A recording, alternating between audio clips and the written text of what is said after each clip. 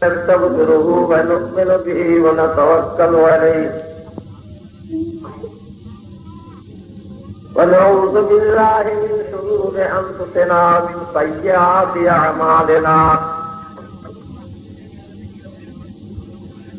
من يهده الله فلا مضل له ومن يضلله فلا هادي له ونشهد أن لا إله إلا الله وحده لا شريك له ونشهد أن سيدنا وحبيبنا مولانا محمدا عبده ورسوله أما بعد فيا أيها الحاضرون رحمكم الله وقال الله تعالى في كلام المجيد والفرقان الحميد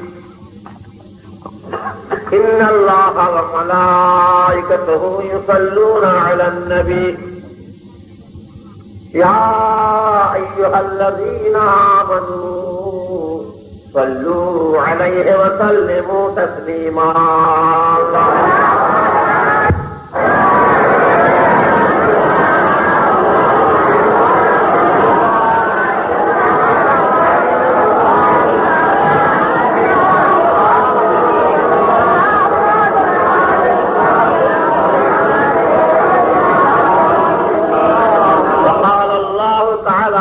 كلام المجيد والفرقان الحميد ولا تقولوا لمن يقتل في سبيل الله أموات بل أحياء ولكن لا تشعرون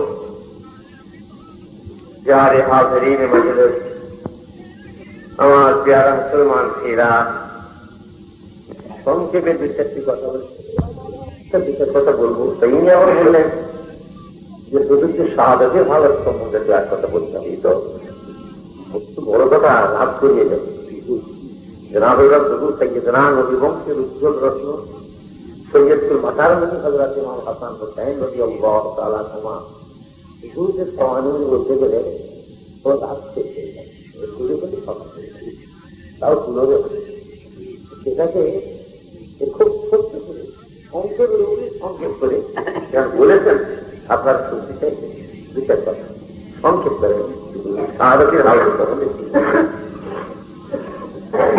কোরআন শরীফ আল্লাহ বলছেন ওয়ালা তাকুলু লিমান ইয়াকতালু ফি সাবিলিল্লাহি আমওয়াত বাল আহইয়াউ ওয়ালাকিন লা তাশউরুন যারা নাকি সাবিলিল্লাহে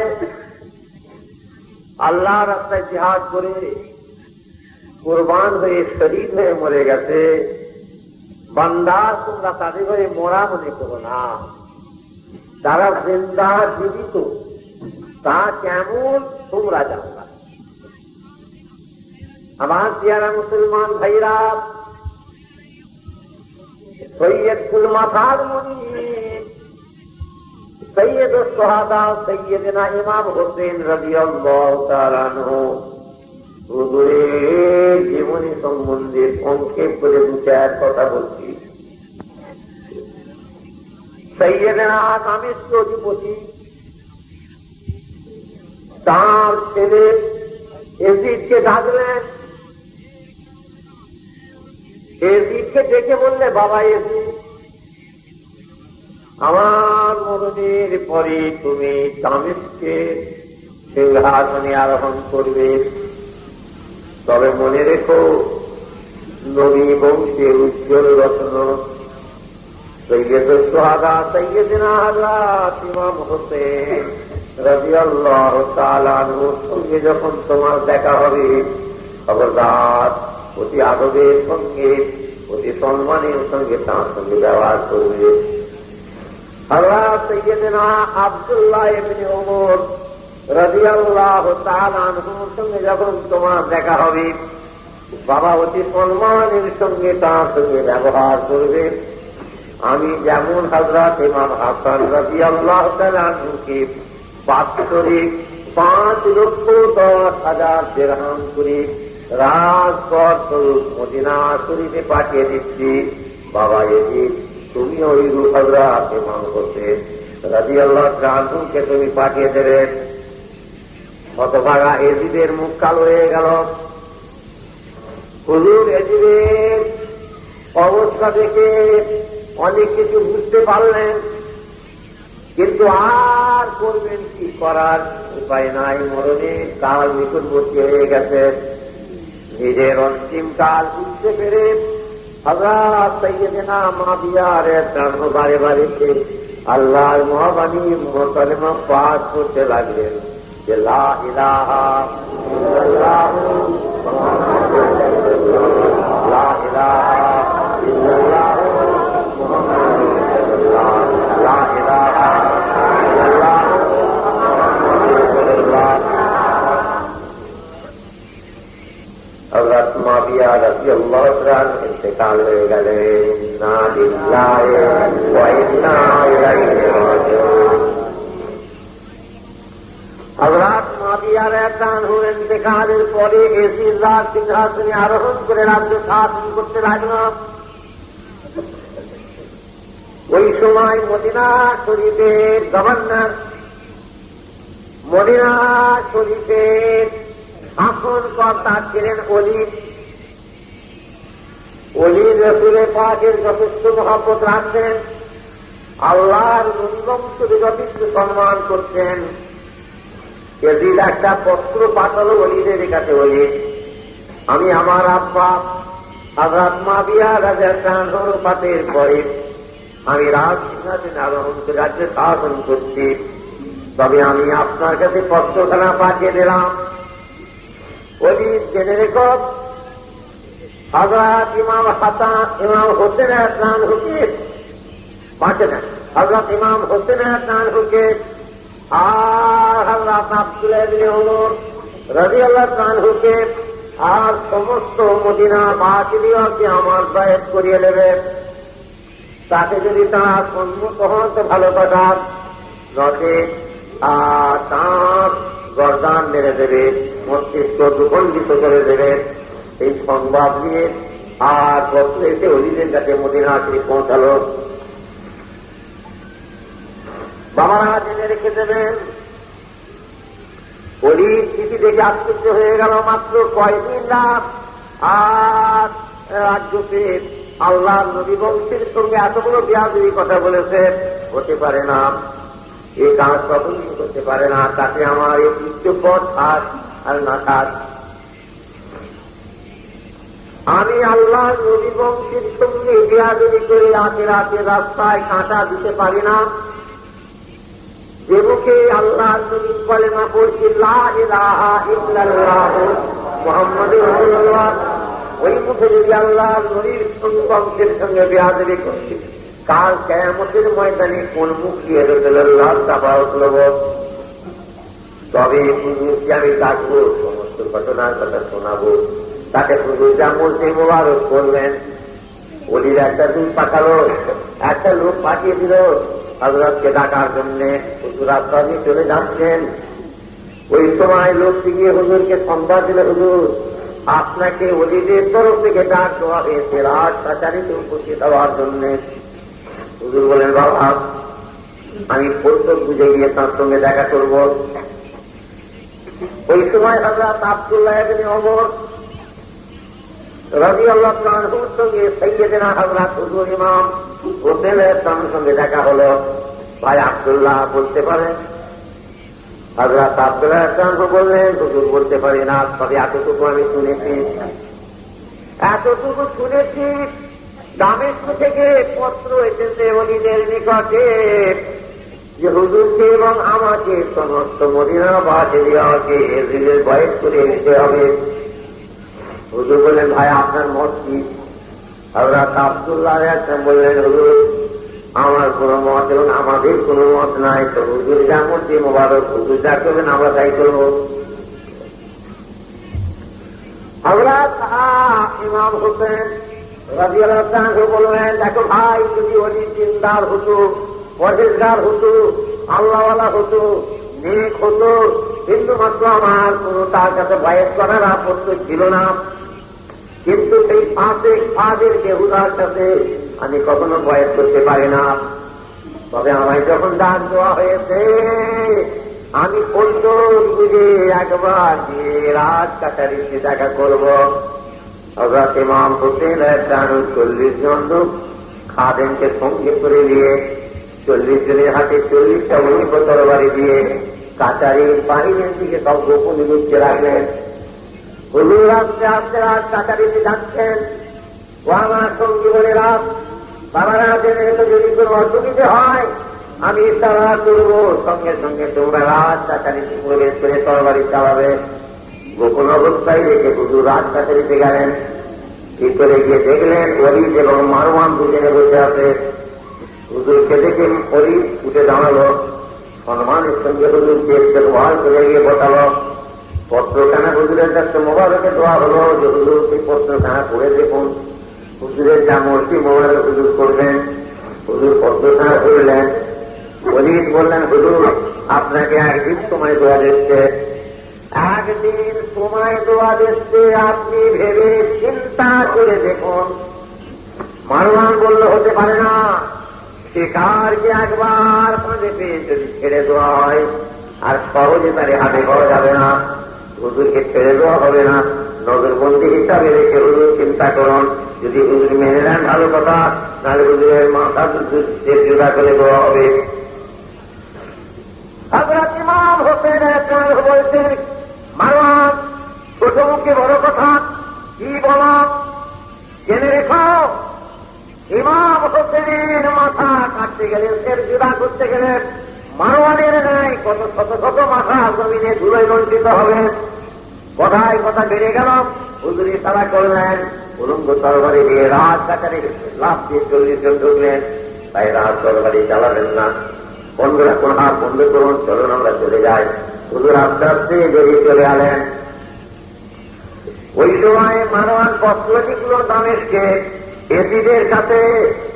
সঙ্গে সঙ্গে এজিদ নতুন গভর্নর পাঠিয়ে দিল মদিনা শরীফে। সেখান থেকে ওদিককে বদলি করে দেওয়া হল, আইন জারি করে দিলাম।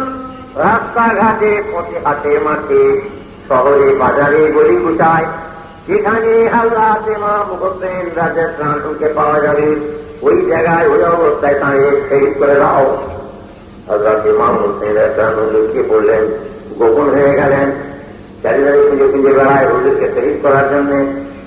গোপন অবস্থায় রাসূল পাক সাল্লাল্লাহু আলাইহি ওয়াসাল্লামের মাজার মুবারকে গিয়ে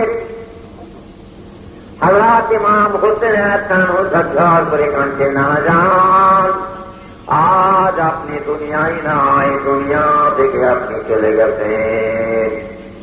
আব্বাজান শেরে খুদা সৈয়দনা আলী রাহমান ও তিনিও দুনিয়ায় নাই, তিনিও দুনিয়া থেকে চলে গেছেন। আম্মাজান সৈয়দাতুন নিসা ফাতিমাতুজ জোহরা বিনতে রাসূলুল্লাহ সাল্লাল্লাহু আলাইহি ওয়াসাল্লাম তিনিও দুনিয়ায় নাই, তিনিও দুনিয়া থেকে চলে গেছেন। বড় ভাই হযরত ইমাম হাসান রাদিয়াল্লাহু আনহু তিনিও দুনিয়ায় নাই, তিনিও দুনিয়া থেকে চলে গেছেন। আমি ইমাম হোসেনের খানহু একা রয়েছি। রাজাই জারি হয়ে গেছে রাস্তাঘাটে, হাতে মাটি পথে, যেখানে আমারই পাওয়া যাবে সে অবস্থায় আমায় শহীদ করে দাও। ঝরঝর করে কেঁদে চোখের পানিতে বুক ভেসে যাচ্ছে। হযরত ইমাম হোসেন তাঁরও আফসোস করে নিজের আহলে বায়ের ছেলে বলে আত্মীয় স্বজন আর নিজের সঙ্গী খাদের দেওয়াকে নিয়ে গোপন অবস্থায় মদিনা শরীফ থেকে হিজরত করে মক্কা শরীফে রওনা হয়ে গেলেন। আল্লাহুম্মা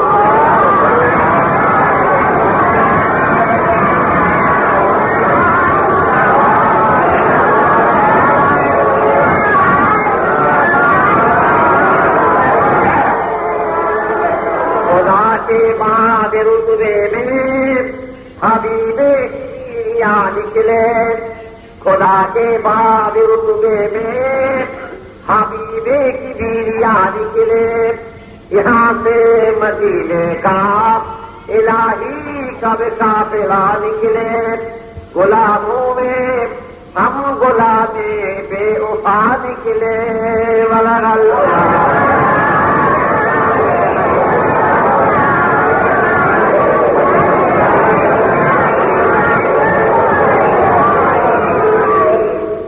আমার পেয়ারা ভাইরা, দিনের পরে দিন সপ্তাহ করে সপ্তাহ রাস্তা পথ অতিক্রম করি যথা সময়ে হুজুর এসে মক্কা শরীফে পৌঁছালেন।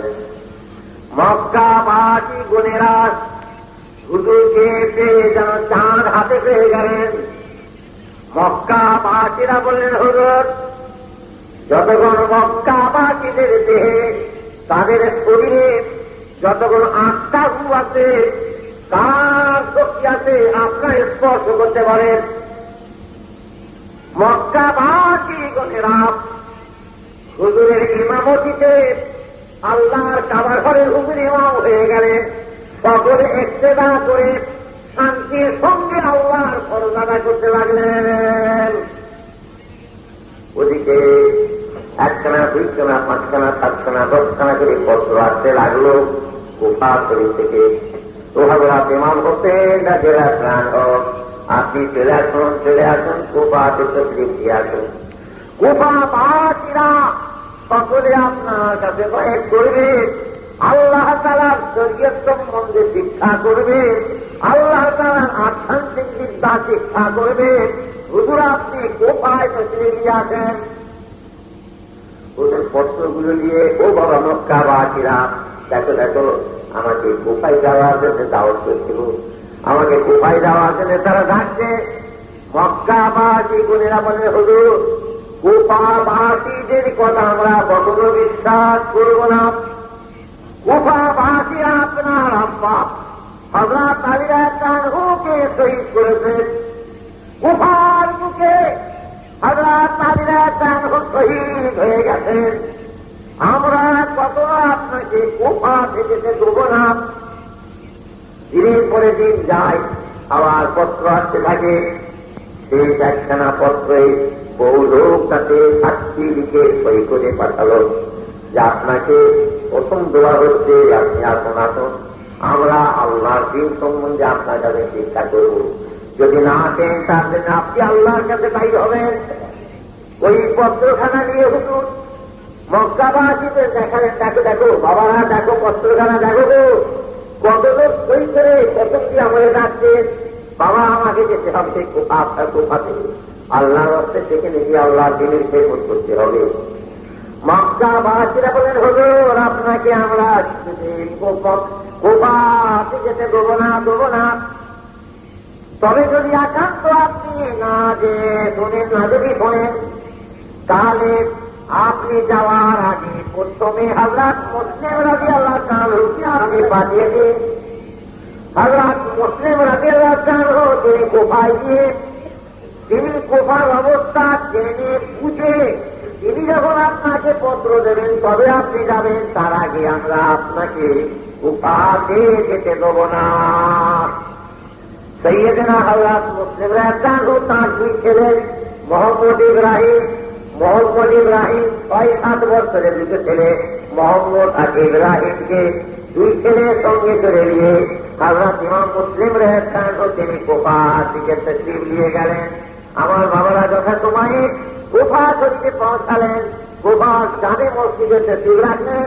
দুজনা 10 জনা করে লোকেছে হযরত ইমাম মুসলিমের কাছে বায়াত করতে লাগলো, কত মহব্বত, কত ভালোবাসা, কত ভক্তি দেখাতে লাগলো। দেখতে দেখতে 40,000 লোক কুফাবাসী হযরত ইমাম মুসলিমের কাছে বায়াত করল।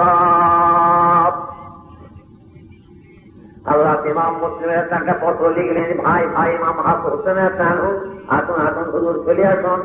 একে 40,000 লোক আমার কাছে বায়াত করেছে।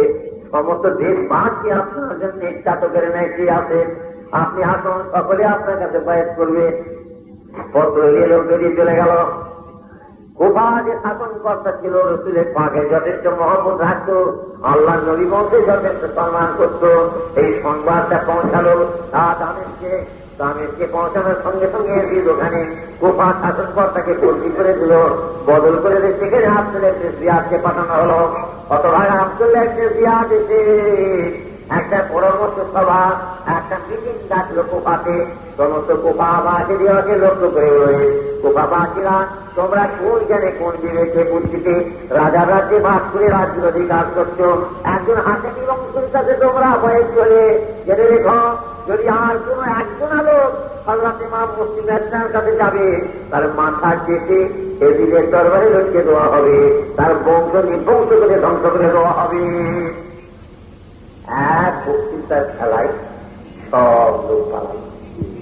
হুজুর একা বসে আছেন কোথা জানি মসজিদে। যারা কত ভক্তি দেখিয়েছে, কত মহব্বত করেছে, কত সম্মান করেছে, তারা সম্মুখে চলে যাচ্ছে, ফিরে যাচ্ছে। একবার হুজুরের দিকে ফিরেও তারা ছেড়ে রাখে না। আইন জারি হয়ে গেল, আল্লাহ ইমাম মুসলিম মাথা কেটে যে আনতে পারে আর তাকে বহু পুরস্কার এদিনের দরবারে বড় সম্মান সে পাবে। আমার বাবারা, হযরত ইমাম মুসলিম তাড়াতাড়ি না দুটো ছেলে মোহাম্মদ ইব্রাহিমকে নিয়ে গোপন অবস্থায় কুফার কাজী সাহেবের নিকটে লুকিয়ে রাখলেন। কাজী সাহেব আর হযরত সাল্লামের বহু মহব্বত রাখতেন, হুজুরের আওলাদের বড় ভালোবাসা রাখতেন। গোপন অবস্থায় লুকিয়ে রেখে হযরত ইমাম মুসলিম রাদিয়াল্লাহু রাসূলুল্লাহর পুরনো সাহাবা, যেই সাহাবা হযরত হানি রাদিয়াল্লাহুর বাড়ি উপস্থিত হলেন। হযরত হানি রাদিয়াল্লাহু বলেন, বাবা আপনি হুজুর বলল আমাকে একটু জায়গা দেওয়া হবে গোপনে থাকার জন্য। বলে, বাবা আমাদের দেশে আইন জারি হয়ে গেছে, যদি কোনো অপরিচিত বিদেশি মুসাফিরকে রাখা হয় তার জন্য তাকে শাস্তি দেওয়া হবে। বাবা আপনি কে, কি নাম, কোথায় বাড়ি, কি পরিচয়? হুজুর বলেন, আমি হচ্ছি আল্লাহ নবীর বংশ, আমি হচ্ছি হযরত মুসলিম রাদিয়াল্লাহু। তখন হযরত হানি রাদিয়াল্লাহু বললেন, আমার জান চলে যাক, আমার নয় সকল যদি হানি কোরবান হয়ে যায় কোনো পরোয়া নাই, আল্লাহর নবী বংশকে আমি জালেমের সামনে উঠতে দেবো না। তাড়াতাড়ি হুজুরকে নিয়ে আর ঘরের ভিতরে লুকিয়ে ফেললেন। চারিদিকে লোক দৌড়চ্ছে, যারা কত ভক্তি দেখিয়েছে, হ্যাঁ কয়েক করে মুড়ি ধরেছে আর কত সবক চালিয়ে দিয়েছে, তারা চারদিকে ছুটতেছে হুজুরকে পেরে শহীদ করছে। হুজুরকে শহীদ করলে কত মাল দৌলত, কত সম্মানের জন্য পাবো। হ্যাঁ, রাস্তাঘাটে পথে পথে চারিদিকে হইরি করে ঘুরছে, কিন্তু কোন জায়গায় হুজুরের সন্ধান পাওয়া যায় না। আব্দুল্লাহ ইবনে জিয়াদ ওই সময় তার একজন খরিদা গোলাম ছিল। তুমি একটা কাজ যদি করতে পারো, সুফি দরবেশদের সঙ্গে তাদের ভাব লেবাস ধরে তাদের সঙ্গে ফিরে গিয়ে যদি কোন রকমের সংবাদ এনে দিতে পারো, যদি সুফি দরবেশদের ভিতরে গোপনে লুকোনো থাকে, তাহলে তোমাকে আমি গোলাম থেকে আজাদ করে দেবো, তোমায় আমি খালাস করে দেবো, আর বহু মাল দৌলত তোমার পুরস্কার ইনাম দেওয়া হবে। ওই সময় আব্দুল্লাহ ইবনে জিয়াদের যে গোলাম ছিল, সে বাবার লম্বা তীরের গায়ে দিয়ে মাথায় টুপি দিয়ে হাতে তসবিহ ধরে হাত টপ করে দাঁড়া কাটতে শুরু করে দিলেন। বললে এক পাগড়ি মাথায় বেঁধে ফেলল, কুফা জামি মসজিদে গিয়ে মাগরিবের নামাজ পড়তে শুরু করে দিলেন। জামাত হয়ে গেল, লোকে একে একে সব মসজিদ ছেড়ে চলে গেল। সকলের শেষে একটা লোক মসজিদের ভেতরে আল্লাহ ধ্যান গবেষণা মোরাকেবা মুশাহিদায় মশগুল আছেন। খোদার বন্ধুদের বন্দা ওই সময় হতভাগা পিছনে চুপ করে বসে রইল। বহু ইবাদত করার পরে আল্লাহ ওলি, আল্লাহ তাআলার দরবেশ বান্দা যখন ইবাদত থেকে পারলেন, ওই সময় লোকদের সামনে যে বললে, হুজুর বড় আশা করে এসেছিলাম, আমার বাড়ি হলো সামনে, শুনেছে কত আশা করে এসেছিলাম, শুনেছিলাম এখানে আল্লাহ নবী আল্লাহ হযরত মুসলিমরা গান হতে শ্রী বেনেছেন, আমি হুজুরের কাছে বাইক করবো, আল্লাহ তাআলার মালিক শিক্ষা করবো, হুজুরের 200 দিরহাম তোলা রেখেছি, হুজুরকে নজরানা দেবো। কোন দান সংবাদ পেলাম না, মনের দুঃখ মনে নিয়ে আমার স্বদেশে ফিরে যেতে হচ্ছে। যদি হুজুর, যদি আপনার জানা থাকে, যদি দয়া করে বলেন আমার মনের আশা পূর্ণ হয়। আল্লাহ দরবেশ বান্দা চুপ করে রইলেন। অনেকক্ষণ চুপ করে ভেবে চিনতে বলে, দেখো বাবা একটা কথা, তুমি বলো কি আল্লাহর ঘরে মসজিদে বসে বলো কি, হ্যাঁ তুমি এই কথা কাপড় প্রকাশ করবে না। হতভাগা একেবারে আল্লাহর কসম করে বললো মসজিদে বসে যে হুজুর আমি এর সংবাদ কাপড় দেবো না। আল্লাহ দরবেশ বান্দা তাদের সঙ্গী করে নিয়ে গোপন অবস্থায় সাইয়েদেনা হযরত আলী রাদিয়াল্লাহু বাড়ির ভিতরে যেখানে হযরত মুসলিম গোপনে ছিলেন সেই গিয়ে হুজুরের সামনে উপস্থিত করল। লোকটা হযরত মুসলিমের সঙ্গে কত আদর, কত মহব্বত, কত সম্মান দেখাতে লাগলে, হুজুর আমার মনের কথা মনে নিয়ে ফিরে যাচ্ছিলাম, আল্লাহর মেহেরবানি হুজুরের সঙ্গে দেখা হয়ে গেল, হুজুর আমি বয়স করবো, মরিদ হয়ে গেল। 200 দিরহাম দিয়ে হুজুরকে নজরানা দিল, কিছু সবক নিয়ে ভেতর থেকে বাড়িয়েছে, একেবারে সোজা আব্দুল্লাহ ইবনে জিয়াদের কাছে গিয়ে সমস্ত ঘটনার কথা প্রকাশ করে দিল। সঙ্গে সঙ্গে আব্দুল্লাহ ইবনে জিয়াদ কয়েকজন সিপাহি পাঠিয়ে দিল, যাও হযরত হানি রাদিয়াল্লাহু আনহুকে ধরে নিয়ে এসো। সিপাহীরা এসে হযরত রাসূলের পাকের বিরুদ্ধ সাহাবা সৈয়দনা হযরত হানি রাদিয়াল্লাহুকে বন্দী করে ধরে নিয়ে রাত কাটারিতে উপস্থিত করা হলো। নিষ্ঠুর নারায়ণ হতভাগা আব্দুল্লাহ ইবনে জিয়াদ বলল, ও হযরত হানি রাদিয়াল্লাহু, কোন বিবেকে জ্ঞানে বুদ্ধিতে আপনি হযরত ইমাম মুসলিম রাদিয়াল্লাহুকে আপনার বাড়ি জায়গা দিলেন? জেনে রেখে দেবেন, আপনি রাজ্যে বাস করে রাজবিরোধী কাজ করেন।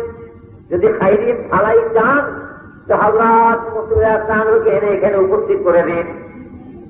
হুজুর বললেন, যাওয়া দেখ, জেনে রেখো, আমি আল্লাহর ইসলামের আইন অনুযায়ী আমি এ কাজ করেছি। আল্লাহ শরীয়তের হুকুম, ইসলামের বিধান, যদি কারো বাড়ি কেউ মুসাফির, কেউ মেহমান যে উপস্থিত হয়, তাই কেউ অতিথি যায়, তাকে অতি আদরের সঙ্গে তাকে খাওয়িয়ে পিয়ে যত্নের সঙ্গে রাখতে হবে, তারপরে বিদায় দেবে। তো যদি আমার রাজবিরোধী কাজ কিছু হয়ে থাকে, আমি বাড়ি গিয়ে তারে বিদায় করে দেব। আব্দুল্লাহ ইবনে জিয়াদ বলল, হবে না, তা হতে পারে না, আপনাকে নিয়েছে তারে এখানে উপস্থিত করতে হবে। আমি আল্লাহর নবীর বংশকে কখনো দেখবো না, এতে যদি আমার নাই হানি, শত হানি যদি আল্লাহর নামে কুরবান শহীদ হয়ে যায়, কোনো পরোয়া নাই। তোর মতন কম বক্তার সামনে হুজুরকে আমি কখনো আনবো না। ওই সময় মুস্তাহিব আব্দুল্লাহ ইবনে জিয়াদ হুকুম করল, জাল্লাদকে মারো, ওরা খালি আঘাত দিতে থাকো, ওরা নিয়ে রাসূলের পাকের শহীদ সাহাবাকে ওরার বাড়ি মারতে আরম্ভ করলো। কয়েক কুয়ার আঘাতে হযরত হানি রাদিয়াল্লাহু আনহু ইন্তেকাল হয়ে গেলেন। ইন্না লিল্লাহি ওয়া ইন্না ইলাইহি রাজিউন। এ সংবাদ পৌঁছে গেল, হযরত মুসলিম ঝরঝর করে কাঁদতে, হায় হায়, হলো কি আমার জন্য? রাসূলুল্লাহ শহীদ সাহাবা, তিনি শহীদ হয়ে গেলেন। লাভ কি উলঙ্গ তরবারি হাতে নিয়ে বেরিয়ে পড়লেন, এসো, কে চাও, চলে এসো, চলে এসো, আল্লাহ নবীর বংশ ধ্বংস হয়ে যাচ্ছে, কে চাও, যদি কেউ সাহায্য করতে চাও এসো। কেউ বা লজ্জাতে, কেউ বা মহব্বতে, কেউ বা কিছু চারিদা থেকে লাঠি, সুতা দিয়ে, তরবারি দিয়ে হই হই শব্দে এসে হুজুরের সামনে জমা হতে লাগলো। কিছু কম বেশি 10,000 লোক জমা হয়ে গেল। হুজুর সেখান থেকে আব্দুল্লাহ ইবনে জিয়াদের বাড়ির দিকে চললেন। আব্দুল্লাহ ইবনে জিয়াদ দেখি তাড়াতাড়ি ভয়ে দরজার সমস্ত খিড়কি বন্ধ করে দিয়ে বাড়ির ছাদে উঠে দাঁড়ালো। লোক এসে চারিধারে ঘিরে ফেললো। ওই সময় আব্দুল্লাহ ইবনে জিয়াদ আঁক মেরে বলতে লাগলো, তোমরা অনর্থ করে হইচই এভাবে আরম্ভ কেন করে দিয়েছ? আমি অল্প কয়েকদিন মাত্র পত্র দামেশকে পাঠিয়েছি তোমার দেশ পাঠিয়ে তোমাদের সকলের শান্তি উপকারের সাহায্যের জন্য। রাজ্যে বাস করে রাজবিরোধী হয়ে কখনো তোমরা চিত্তে শান্তি পাবে না, তার জন্য তোমরা সকলেই শাস্তি ভোগ করবে। যদি কোনো কথা থাকে তোমরা এইভাবে হইচই না করে তোমাদের গোষ্ঠী কওমের মধ্যে থেকে একজন সর্দারকে আমার কাছে পাঠিয়ে দাও। ওই সময় প্রত্যেক দলের একজন সর্দার গিয়ে আর আব্দুল্লাহ ইবনে জিয়াদের সঙ্গে কথাবার্তা বলা করতে লাগলো। তারা ফিরে এসে বলল, ভাইরা যে যার বাড়ি তোমরা ফিরে চলে যাও। ওই সময় সকলেই ফিরে চলে গেল। 10,000 লোক জমা হলো, আর 10 জন লোক হুজুরের সাথে নাই, সব পালিয়ে গেল। হুজুর আস্তে আস্তে এসে জামে মসজিদে মাগরিবের নামাজ পড়লেন। মাগরিবের যখন নামাজ শুরু করেছেন, হুজুরের ইক্তেদা করে পিছনে 30 জন লোক দাঁড়ালো। হুজুর সালামকে পিছন দিকে চেয়ে দেখেন 30 জনের 3 জন নাই, সব বেরিয়ে গেছে নামাজ ছেড়ে। মসজিদের কাছানে অন্ধকারে বসে হযরত ইমাম মুসলিম ঝরঝর করে কাঁদছেন, হাই হাই হাই হাই করলাম কি, নিজে মরণে পথে গেলাম। আর হযরত ইমাম হোসেনের মুখকে শিখিয়ে দিয়ে তাকে মরবার পথে দেখে দিলাম। কি করবো, কি উপায় হবে, কোন দিক দিয়ে যাব? পিছনে একটা আওয়াজ হল, হুজুর চমকে উঠলেন। পিছনে তাকিয়ে দেখলেন হানিফের বেটা সাপ দাঁড়িয়ে আছে। বলে, হুজুর আর কি পারাবার উপায় আছে? রাস্তা আছে চারিধারে, ঘাটিতে ঘাটিতে পথে পথে সমস্ত লোক শত্রুতা, তারা শত্রুরা ঘুরছে, আপনাকে শরীর শহীদ করবে। হুজুর কোনো উপায় না, আসুন আসুন হুজুর, আপনি আমার সঙ্গে আসুন। সাদের বেটা হানিফের, সাদের বেটা হানিফের নিকটে আপনার রেখে আছে। হানিফের বেটা সাদ তখন বলল, হুজুর আপনি চলে আসুন, আপনাকে গসির ইবনে মোহাম্মদ তার কাছে হুজুর আপনাকে গোপনে রাখি। তিনি রাসূলুল্লাহ যথেষ্ট মহব্বত করেন, আল্লাহ নবী বংশের যথেষ্ট ভালোবাসা রাখেন। হুজুরকে সঙ্গে করে নিয়ে গসির ইবনে মোহাম্মদের নিকটে গোপনে রেখে আসা হল। আমার বাবা আস্তে আস্তে সংবাদটা প্রকাশ হয়ে গেল। ওই সময় আর 200 জন সৈন্য এসে তার বাড়ি ফিরে ফেলল। হুজুর ফজরের নামাজ পড়ে আর হইচই করে চারিধারে হুজুর তাড়াতাড়ি জানতে পারলেন। ওই সময় আল্লাহ শুকরিয়া নামাজ আদায় করে সুরঙ্গ তরবারি হাতে দিয়ে শান্তি বাইরে ফিরে গেছে। এসো, কার ইচ্ছা যায় মরণের সাত তার কাছে আমার সামনে চলে এসো। আমার যুদ্ধ আরম্ভ হয়ে গেলাম। বহু যুদ্ধ করার পরে বহু শত্রুকে ধরাশায়ী করে বিপাকায় হুজুরের কলিজা ফেটে যাচ্ছে। ফজরের সময় রাস্তার ধারে একটি বুড়ি মেয়ে ছেলে নামাজ পড়ে তসবিহ পড়ছেন, আল্লাহ জিকির করছেন। হুজুর গিয়ে বলেন, মা বুড়ি মা, পিয়াসে কলিজা ফেটে যাচ্ছে, মা তাড়াতাড়ি এক গ্লাস পানি দাও, কাল হাসরের ময়দানে নানা জান হযরত মুহাম্মদ রাসূলুল্লাহ সাল্লাল্লাহু আলাইহি ওয়াসাল্লামকে বলে তোমাকে কওসারের পানি খাওয়াবো। আমার শরীরে তীর তরবারি লাগাতে সবসময় খুন ঝরছে। বুড়ি তাড়াতাড়ি পানি দিয়ে হুজুরের সামনে ধরল। হুজুর পানির গিলাস হাতে দিয়েছে, পাথর নিয়ে হুজুরের মুখে মেরে দিল। মুখ চূর্ণ হয়ে দাঁত ভেঙে হুহু করে খুন বেরোল, গিলাস করে চুরমার হয়ে গেল। চারির হাত থেকে পাথর ছুঁয়ে ছুঁয়ে হযরত ইমাম মুসলিমের তাকে মারতে আরম্ভ হল। পাথরের আঘাতে সর্বশরীর জর্জরিত হয়ে গিয়ে হুজুর জমিনে পড়ে গেলেন। হুজুর দিকে অত্যন্তকাল বুঝতে পেরে বারে বারে আল্লাহর মহাবাণী মহা কলেমা পাঠ করতে লাগলেন, লা ইলাহা ইল্লাল্লাহ মুহাম্মাদুর রাসূলুল্লাহ, লা ইলাহা ইল্লাল্লাহ মুহাম্মাদুর রাসূলুল্লাহ, লা ইলাহা ইল্লাল্লাহ মুহাম্মাদুর রাসূলুল্লাহ। আমার প্রিয়ারা ভাইরা, তখন হুজুর বারে বারে কলমা শরীফ পড়ছেন। শত্রুরা তখন বলল, আর বেশি সময় নাই। হুজুর যারা কলমা পড়ছেন বারে বারে একটা স্মরণের চাল নিকেট করতে এসে ধরো ধরো, কিনে ফেলো, হুজুরকে ধরে ফেলো। চার পাঁচকে ধরে ফেললো, সরাসরি করে দিয়ে চলল আব্দুল্লাহ ইবনে জিয়াদ। লোক পাঠিয়ে দাও, জলদি যাও, সংবাদ দাও আব্দুল্লাহ ইবনে জিয়াদকে, আমরা নিয়ে যাচ্ছি হযরত মদিনাতে বন্দী করে। সংবাদ পৌঁছাল আব্দুল্লাহ ইবনে জিয়াদের। অতঃপর নিষ্ঠুর আব্দুল্লাহ ইবনে জিয়াদ জাল্লাদকে ডেকে বলে, যাও দরজার গেটের পাশে তরবারি উঠিয়ে ধরে থাকো। হযরত ইমাম মুসলিমের যখন দরজার ভিতরে গেটের ভিতরে তের মোবারক ঢুকাবে, এক তরবারির আঘাতে তার মস্তিষ্ক সুখণ্ডিত করে দেবে। ওই সময় জাল্লাদ তরবারি ধরে রইল, হুজুরকে ধরাধরি করে নিয়ে আসছে। হুজুর বারে বারে করছেন, লা ইলাহা ইল্লাল্লাহ মুহাম্মাদুর রাসূলুল্লাহ, লা ইলাহা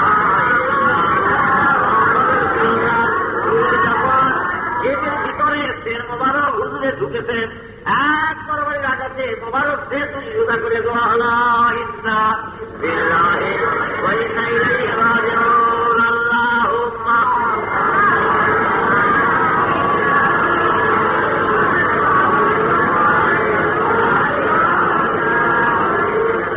আমার প্রিয় ভাইরা, আইন জারি হয়ে গেল, আইন জারি হয়ে গেল। হুজুরের দুই ছেলে মোহাম্মদ ইব্রাহিম, এই দুই ছেলেকে বন্দী করে রেখো, বন্দী করে দাও, বহু পুরস্কার পাবে। চারিধারে লোক ছুটাছুটি করতে লাগলো হুজুরকে দুই ছেলেকে বন্দী করার জন্য। হুজুরের কাজী সাহেব দুটো ছেলের মাথায় হাত বুলোচ্ছেন, সজ্জর করে কাঁদছেন, চোখের পানিতে মুখ ভেসে যাচ্ছে।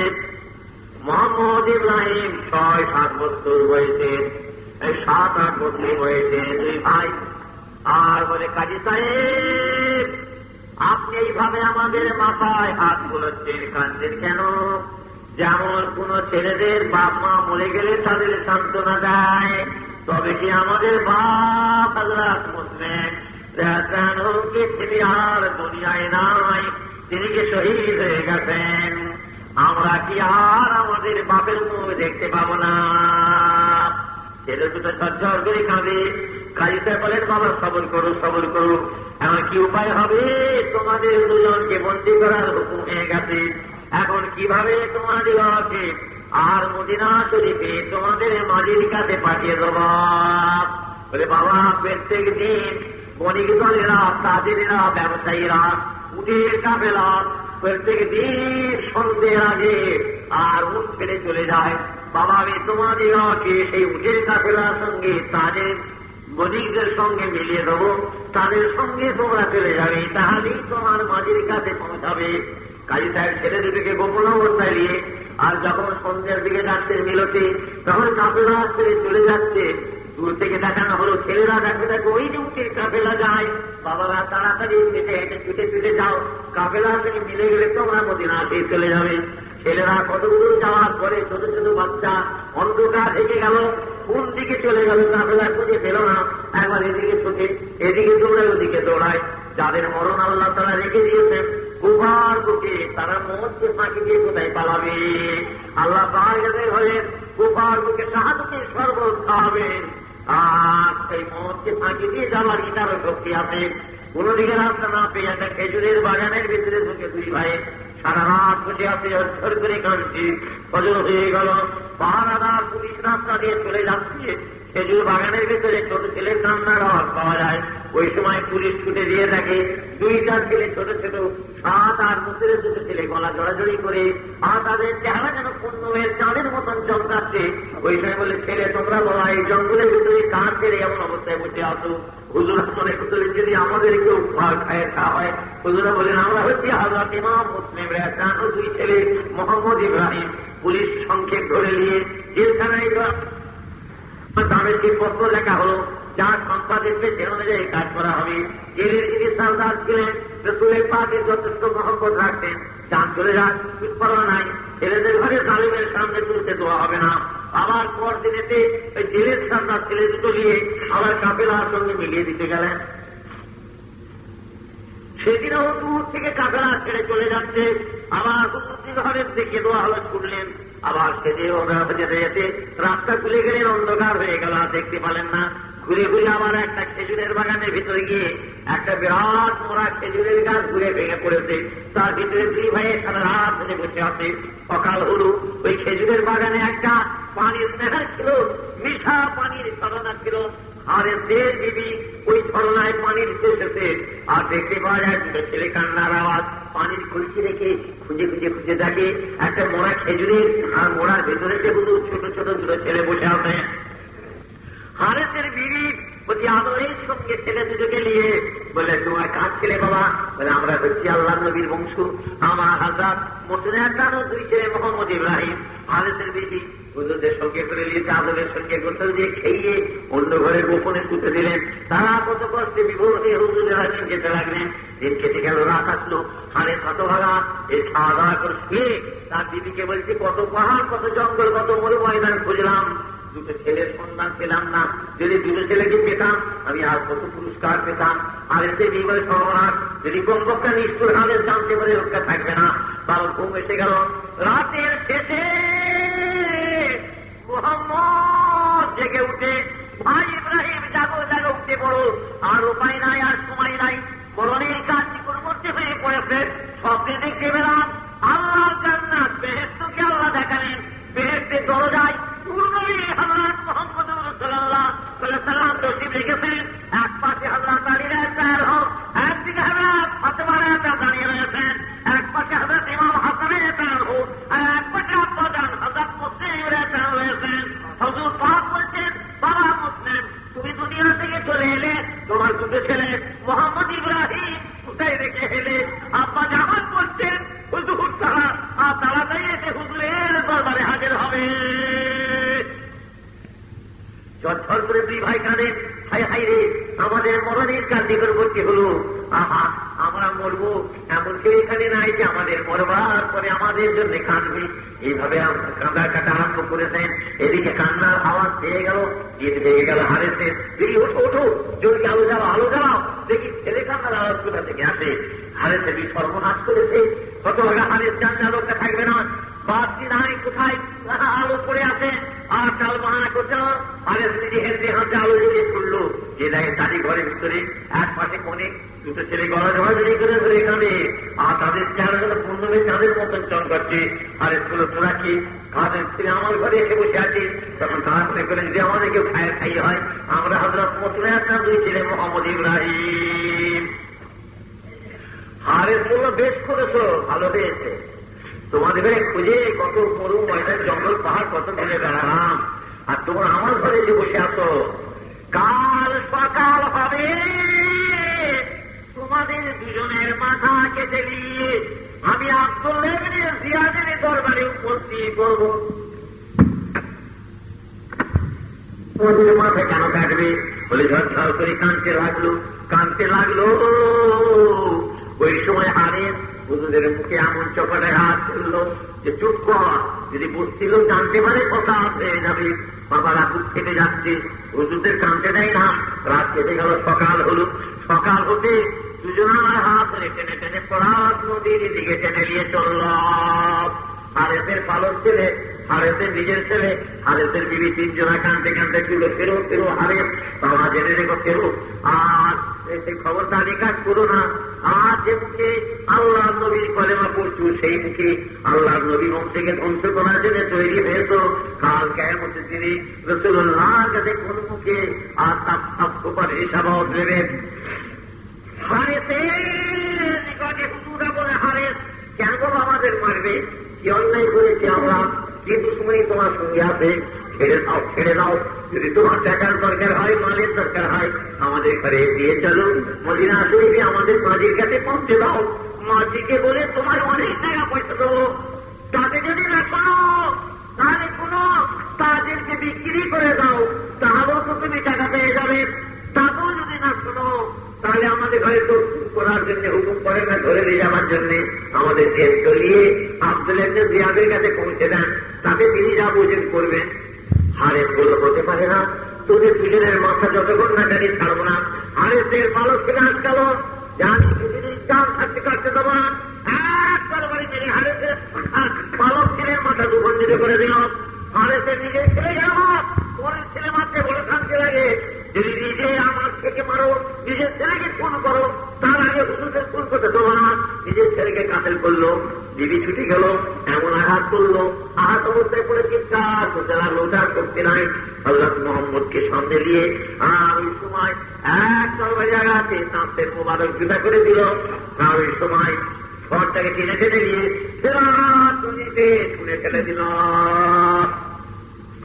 হযরত ইব্রাহিম ভাই মোহাম্মদের কাটা মাথাটা মুখে করে নিয়ে ঝরঝর করে খাচ্ছে। ভাই মোহাম্মদ কোথায় গেছে? তার সামনে আপনার শাহাদাতে মুখ দেখতে হলো। হারেস এসে তরবারি ধরে বলে, এটাও তোমাকে মোহাম্মদের সঙ্গী করে দিই। এক তরবারি লাগাতে হযরত ইব্রাহিমের মাথা দুঃখিত করে দিয়ে ফ্যান ঘুরে টেনে টেনে নিয়ে রাত নদীতে ফেলে দিল। ফের মোবারক দুটো জড়িয়ে দিয়ে রুমালি বেঁধে আর চলল কোথায়? আব্দুল্লাহ ইবনে জিয়াদের কাছে। আব্দুল্লাহ ইবনে জিয়াদ দরবারে বসেছে। ওই সময় মাথা দুটো খুলে দিয়ে আব্দুল্লাহ ইবনে জিয়াদের সামনে ধরা হলো। আব্দুল্লাহ ইবনে জিয়াদ থেকে ভক্তের চূর্ণ সর্বনাশ করে দেখি এদের ঘরটা মারার হুকুম হয় না। এখন আমি কি জবাব দেবো? এদের বন্দী করার হুকুম ছিল, কেন তাদের করলি?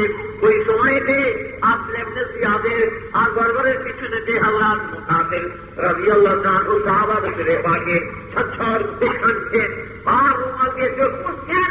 আব্দুল্লাহ ইবনে জিয়াদ বলল, ও হযরত মুকাতিল রাদিয়াল্লাহু তাআলা, আপনি রাসূলুল্লাহ সাহাবা যথেষ্ট হুজুরের মহব্বত, হুজুরের বংশের মহব্বত আপনার দিলে আছে, আপনার হুকুম দেওয়া হলো, এর জন্য উচিত শাস্তি তারা আপনি করতে কাটেল করুন। লাঠি সাহাবা হুজুর উঠে গিয়ে হারেসের হাতের পিছন দিকে মজবুত করে বেঁধে ফেলল। কিন্তু সের মোবারককে রুমালে করে মুখে করে আস্তে আস্তে ফেরাত নদীর ধারে চললেন। হারেস বলে, ও কটা সাহাবা হুজুর, আপনি আমার ছেড়ে দেন, ছেড়ে দেন, আপনার আমার যত কিছু ধন দৌলত আছে, মাল যা কিছু আছে সব আপনাকে দিয়ে দেবো। হুজুর এই কমপক্ষে কমি না, কোরআন নবী বংশের ধ্বংস করে দেওয়া সারা পৃথিবীর রাজ্য যদি আমার দোয়া হয়, তাই না তথাপি আমি তোমারে কাছেন করবো। ওই সময় হুজুর যে দেখছেন কি, ওই দুটো ফল মোবারক আর নদীর পানির কেনারায় চড়াচড়ি অবস্থায় ভাসছে। হুজুর এই সময় ফের মোবারক ঘরের সাথে চললেন, যে যাচ্ছে আল্লাহ কুদরতে লেগে গেল।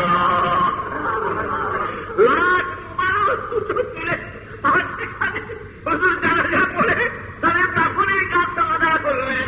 ওই সময় হারেতে নাক কেটে নেওয়া হলো, কান কাটা হলো, হাত কাটা হলো, চোখ খুশিয়ে নেওয়া হলো, পা কাটা হলো। হতভাগা হারে গাধার মতন চিৎকার করতে করতে মরে গেল। হারেতের লাশ টেনে নিয়ে হুজুর ফেরাত নদীতে করে ফেলে দিলেন। ফেরাত নদীর পানি হারেতের লোককে কবুল করল না। তুফান এসে সৈরাবে ধাক্কা দিয়ে পড়তে লাশ আড়ে তুলে দিল। মোড়াকে টেনে আবার পানিতে ফেলে দিলেন, আবার ফেলে তুলে দিল। 3 বার খেলার পরে 3 বার তুলে দিল। ওই সময় হুজুর টেনে দিয়ে বাড়ি টুটে খুঁড়ে মাটির ভিতরে দিয়ে চাপা দিলেন। মাটি উগলে পুষে লাশ উপরে ফেলে দিল। 3 বার দোয়া হলো, 3 বার মাটি কবুল করল না। অবশেষে আগুনে পুড়িয়ে দেওয়া হলো। আল্লাহুম্মা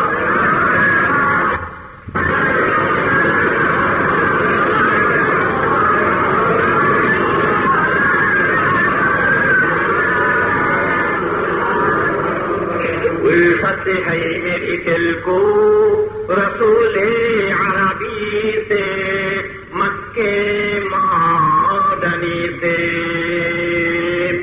उल्फत है मेरी दिल को रसूले अरबी से, मक्के मादनी से। अल्लाह का महबूब है रहमत का धनी से, नबियों का नबी से। कौशल तो बहुत दूर है, जम पे बुला दो तो घोट पिला दो तो काम निकल जाएंगी एक दिल की परी से, आतिश नबी से।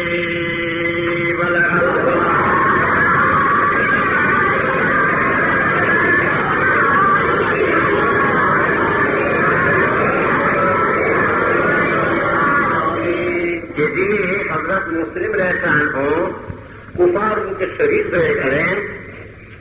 ওই দিনে হযরত সৈয়দনা হুজুর নবী বংশের উজ্জ্বল রত্ন সৈয়দপুর মাতার মণি সৈয়দ সোহাদা হযরত ইমাম হুসাইন রাদিয়াল্লাহু আনহু মক্কা শরীফ থেকে তার বিরোচিত সমবি ব্যবহারে আর কুফার দিকে রওনা হয়ে গেলেন। এই হুজুর এসেছেন, আরম্ভ করতে শুরু করলেন। এইদিকে হুজুর শহীদ হয়ে গেলেন। দিনের পরে দিন, সপ্তাহের পরে সপ্তাহ রাস্তা অতিক্রম করেছে।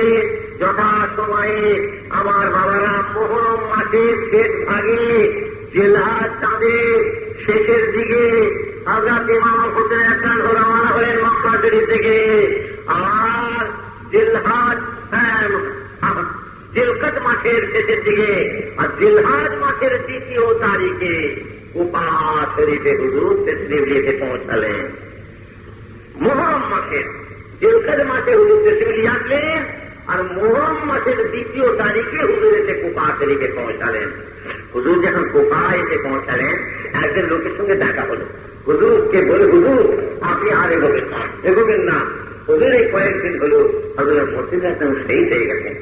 তার কয়েকদিন পরে তার 2 ছেলে মোহাম্মদ ইব্রাহিম তারা শহীদ হয়ে গেছে। হুজুর আর এগোবেন না। শুনে হুজুর মাথায় হাত দিয়ে বসে বললেন, হাই হাই হাই হাই হলো কি? এদিকে হুজুরের অধীনে 500 জন সৈন্য দিয়ে হুজুরকে বন্দী করার জন্য হুকুম হয়ে গেল। হুজুর এসে 500 জন সৈন্য দিয়ে হুজুরকে ঘিরে ফেলল। জোহরের নামাজের সময় এলো। ভোর এসে বললে, হুজুর যদি রাজাদের হুকুম দেন তাহলে হুজুরের ইমামতিতে আমরা সকলে ইক্তেদা করে আল্লাহর ফরজ করি। হুজুর হুকুম দিলেন। সকলে এসে জোহরের নামাজ আদা হলো। জোহরের নামাজ পড়ে যখন বসলো, হুজুরকে দাঁড়ালেন। হুজুর কুল্লু মান আলাইহা ফানিহু ওয়া ইয়াবকা ওয়াজহু রাব্বিকা যুল জালালি ওয়াল ইকরাম। কুল্লু মান আলাইহা ফানিহু ওয়া ইয়াবকা ওয়াজহু রাব্বিকা যুল জালালি ওয়াল ইকরাম। হুজুর বললেন, আল্লাহ তাআলার জাত মোবারক ছাড়া সমস্ত সৃষ্টিকে আল্লাহ লয় করে দেবে, থানা করে দেবেন। বাবা তোমরা আমাকে সাহস করে দিচ্ছে, আর তোমরা আমাকে বন্দি করে ইমাম মসজিদকে শহীদ করলে, তাঁকে ছেলেকে শহীদ করলে, আমাকে তোমরা ঘিরে আর আমার সঙ্গে তোমরা যুদ্ধ করার জন্য তৈরি হয়েছো। আমরা একটু লড়াই করতে এসেছি, আমি কি তোমাদের সঙ্গে যুদ্ধ করার জন্য এসেছি? একটু যদি আমার সঙ্গে একটু আনালিস করে আসেন, তোদের সঙ্গে দু একটা কথা। চলো বাবা, ইমাম সাহেব হুজুর করে গেলেন। ইমাম সাহেব হুজুর, যদি আমি আপনার সঙ্গে যুদ্ধ করার জন্য তরবারি হাতে করে থাকি, আল্লাহ পাক যেন আমার হাতকে হালাক করে দেন। হুজুর, এই 500 জন সৈন্যের আমি হলাম সেনাসালার, 500 জন সিপাহীর সৈন্যের আমি হলাম সেনাপতি। হুজুর জেনে রাখবেন, আমার গুরু মারা হয়েছেন, রাজ আইন হয়েছে, যা হুজুরকে বন্দী করার জন্য। হুজুর আমি যদি না শুনি না মানি, আমার জীবন থাকে না। হুজুর আমার জীবন থাকবে না। হুজুর কি করা যায়? এখন কিভাবে আমার যান বাঁচে? আর হুজুর ওইখান থেকে মক্কা দিয়ে বেঁচে চলে যান। দয়া করে হুজুর যদি একটা কথা আমার যদি মানেন, হুজুর নেন, কবুল করেন, বড় ভালো হয়। বাবা কি বলো? বলে হুজুর আমি আমার সৈন্য দিয়ে রাতের বেলায় খেয়ে দিয়ে বেশি রাত্রি আমার সৈন্য দিয়ে ঘুমিয়ে পড়বো। হুজুর ওই সময় আপনি আপনার সমস্ত সঙ্গীবল নিয়ে মক্কা শরীফের দিকে রওনা হয়ে চলে যাবেন। সকাল হয়ে যাবে, আমি চুপ করে পড়ে থাকবো। সকাল হয়ে গেলে আমি সৈন্য নিয়ে দেখবো যে হুজুর নাই পালিয়েছেন। আপনার পিছনে ছুটবো ধরার জন্য, কয়েক মাইল রাস্তা ছুটে ছুটে ছুটে ছুটে গিয়ে সৈন্য নিয়ে না পেয়ে ফিরে চলে যাবো। হুজুরের জান বেঁচে যাবে, আমারও জীবন বাঁচবে। শুরু করছো বাবা, ভালো কথা, তাই করা যাবে। খাওয়া দাওয়া করুন, যে যার সব ঘুমিয়ে পড়লো, যত সিপাহী সব ঘুমিয়ে পড়লো। হুজুর এই সময় সঙ্গীজন লোক দিয়ে হুজুর আমার হাতে গেল মক্কা থেকে দিয়ে চলে যাচ্ছেন। রাস্তায় কিছু দূরে গিয়ে মক্কা শরীফের রাস্তা এড়িয়ে গেল। মক্কা আপনার সঙ্গে থাকবো, জীবনের কালে হুজুরকে ফেলে দিয়ে আমরা চলে যাবো। হুজুর হতে পারে না, আমরা আপনার সঙ্গে জীবিত থাকবো, আপনার সঙ্গে আমরা মরবো। হুজুর আমরা আপনাকে আঘাত ফেলে কখনোই যাব না। হুজুর হুকুম করলেন, বাবারা সীমা গেল, সীমা গেল, তাড়াতাড়ি সেখানে আর তাম্বু খেলা হলো, সীমা গাড়া হলো। পানি পানি পানি, ওদিকে ফরাত নদী সে মরেছে, আর ওদিকে ও মরেছে। হাজারে হাজার সৈন্য গিয়ে মেঘের মতন ঘিরে ফরাত নদী পানি ঘিরে বন্ধ করে দিল। হ্যাঁ, পশুপক্ষী যান জানোয়ারের পাঁচ প্রকারিতে পানি পাবে ফরাত নদীর। আল্লাহ নদী বংশকে এক শূন্য পানি দেওয়া হবে না। ওমরকে ডাকলেন, ও তাদের বেটা ওমর, আমরা সাধারণের প্রাণ হোক। আর হুজুর ফাঁকের কত প্রায়জন সাহাবা ছিলেন। বাবা ওমর তোমার আব্বা, আর তুমি কিনা আর কাজ ছেড়ে হয়ে আল্লাহ নবীর বংশ পানির জন্য সব হাত হয়ে সেই হয়ে আসছে। আর যে পানি বন্ধ করে দিলে দুনিয়ার পর তোমার কদিন থাকবে বাবা? আর যে মুখে নবীর কলমা পড়ছো, লা ইলাহা ইল্লাল্লাহ মুহাম্মাদুর রাসূলুল্লাহ, এই মুখে আল্লাহ নবীর বংশের জন্য পানি বন্ধ করলে কাল কিয়ামতের দিনে আল্লাহ নবীর কাছে কোন মুখ নিয়ে তার পানি দিলে? বাবা খুলে দাও, খুলে দাও, নদীর পানি ছেড়ে দাও। ও আর কোনো কথা বললো না, মুখ কালো করে হত ভয়ে উঠে চলে গেল। কোন রকমের উপায় নাই, পানি পানি করে সব শহীদ হয়ে আসছেন। হুজুর হুকুম করলেন, বাবা খাবেন না, দেখো তো দেখি খেলে খোলো তো বাবু। ওনার পানি তলা থেকে পাওয়া যাচ্ছে 10-12 হাত কোনা হলো। ওরা সঙ্গে সঙ্গে নতুন তাজা পানি বেরোতে আরম্ভ হলো। সকলে পানি খেতে লাগলেন, আর ওর কোনা যাচ্ছিল সবাইকে খাওয়ানো হলো।